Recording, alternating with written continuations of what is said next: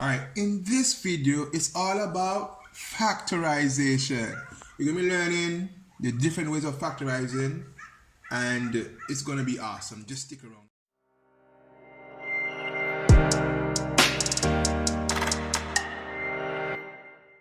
Alright, in this video, it's all about factorization.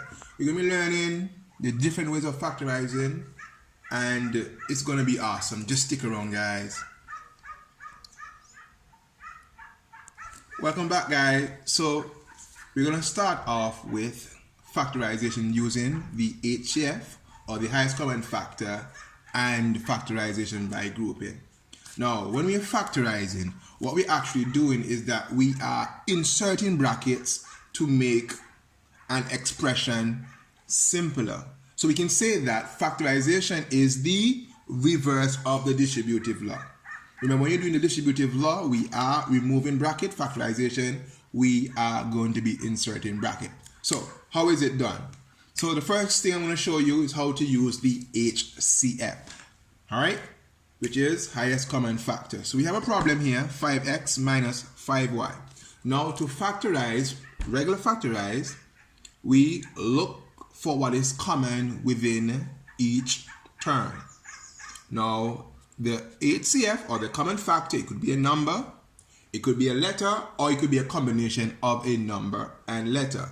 So what the first thing that we will have to do is to find out what is that common factor. In this particular case, we have 5x minus 5y, so we can see that there's a 5 is in both of them. So what they have in common is the 5. Next, we're gonna insert our bracket. Because remember, we just said that factorization is putting brackets to simplify a algebraic expression. Next, after we find the H.c.f, we're going to take the H.c.f and we're going to divide it into each term. Now, my motto is, when in doubt, side work it out.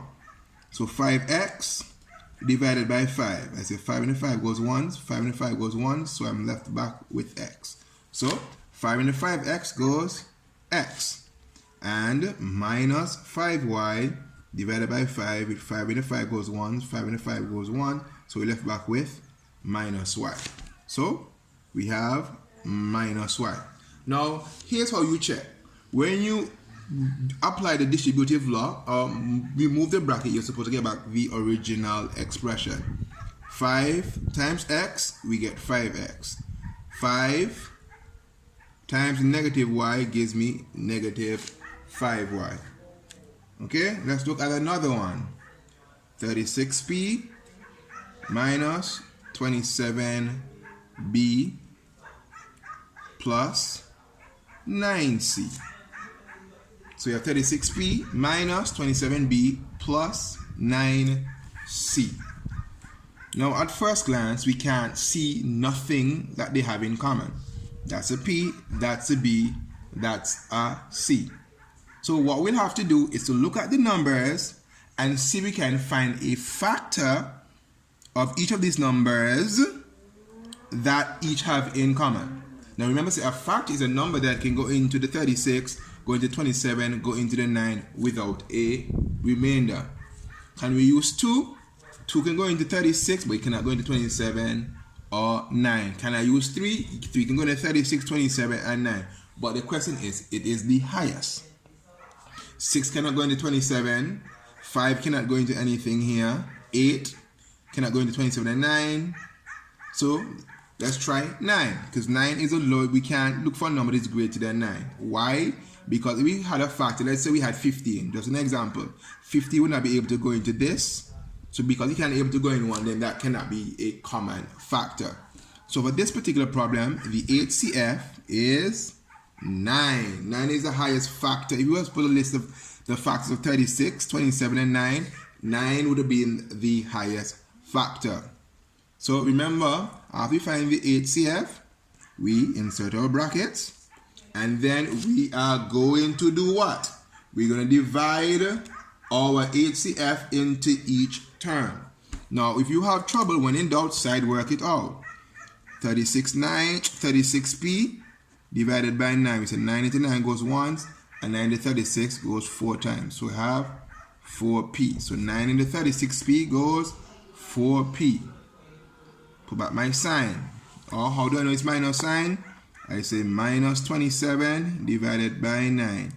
And we all know from our times tables that 27 divided by 9 gives us 3. So 99 goes 1, 27 goes 3 times. So I have minus 3b. And we know 9 into itself goes 1. So our answer would be 4p minus 3b, because 9 into itself goes 1, so we left back with C. Alright, so we have another problem here. X cubed y cubed plus 13 x squared y minus 3x to the 4th power y to the 2nd power. Now, we have powers. How do I factorize when we are dealing with powers? Here's a little trick. When you're dealing with powers, the H.c.f is going to be the power that has the smallest value. Now, what do I mean by that? X to the 3rd power means x times x times x. X to the 2nd power means x times x. And x to the 4th power means x times x times x times x. So you can see that they have 2 pairs of x together. So when you deal with the power, you take the one that has the smallest power, because that is going to be in all of them. So here we go. So the H.c.f here is not a number, because when we know anytime a term is by itself, it has a 1 here. So the H.c.f, it's not going to be a number. Or if you want to say the H.c.f is 1, but 1 into any number gives back the number itself. So it doesn't really count. So it's a letter. So it both has x and both has y. But remember, we just found out that once you deal with the power, we take the one with the lowest power. What about for the y? The lowest y is y to the 1 power. So we're going to leave it like this. And we're going to insert our bracket. And then we're going to do a little division. So we're going to say x times x times x times y times y times y divided by x times x times y. Now you might be asking, why am I doing this? Remember, when in doubt, try to work it out. X to the 3rd power means x times x times x. Y to the 3rd power means y times y times y. So we divide x to the 2nd power, which is x times x times y. So x into x goes once, x into x goes once, and x into y goes once. So what we have left back is x and y to the 2nd power. So x, y to the 2nd power. Now here you can see this x to the 2nd, x to the 2nd. So when we divide it to that, this is going to cancel out. So it's going to leave us back here with 13. And the last part, we have minus 3 times 1, 2, 3, 4, 1, 2, divided by 1, 2, and 1y. So x cancel out, x into x goes 1, so we left back with answer. We have minus 3, we have 2 x's remaining, and y into y goes 1, so left back with y. So minus 3x squared and y. Alright, so now we're going to move down to a different kind of problem. Still factorization, but a different kind of problem. So we have ax plus ay minus bx minus by. Now if we notice in this one here, using the H.c.f will not work. Why? Because there's not a common term throughout the expression. So we have to implement now a new concept or newer factorization, which is called factorization by grouping. Now what that simply means is that we're going to take pairs that have like terms together and just factorize them. Nothing scary.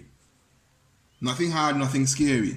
Because there's not a common term through and through, so we're going to take these two, find the highest common factor here, find over here, find the highest common factor, and see what happens. So here we can see that both have A as the highest common factor, And once we say a into ax, we know that x remained in. A into ay goes y. On the opposite side, both have a minus sign and both have a b. Put in our bracket, and because we're dealing with a minus, so we're going to say minus bx divided by minus b.